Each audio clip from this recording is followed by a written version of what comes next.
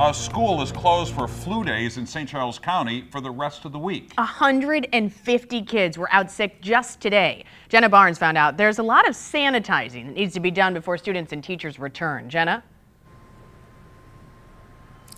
That's right, Ann. And just for some perspective, a parent told me only about 500 kids go to this school. The principal says over the next couple of days, they're going to be sanitizing things like door handles, bathrooms, desks, to make sure this flu doesn't spread anymore.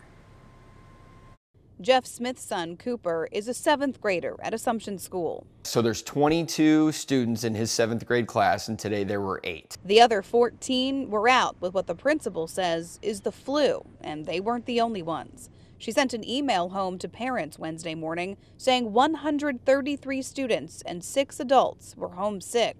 By noon, that number was up to 145 students because more kids went home in the middle of the school day. We had so many students that were infecting one another. It's best to actually remove them and then clean the desks. That's why she made the call to close school for the rest of the week.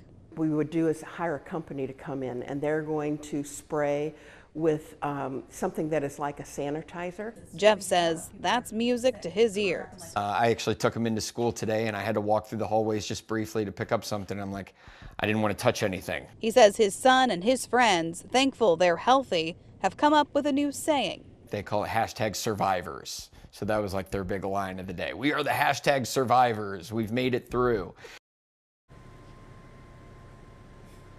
And he says he has his fingers crossed it stays that way. The school says kids are okay to come back if they have not had a fever for 24 hours without medication, if they're eating normally, and if they have their energy back without needing rest. Live in O'Fallon, Jenna Barnes, 5 on your side.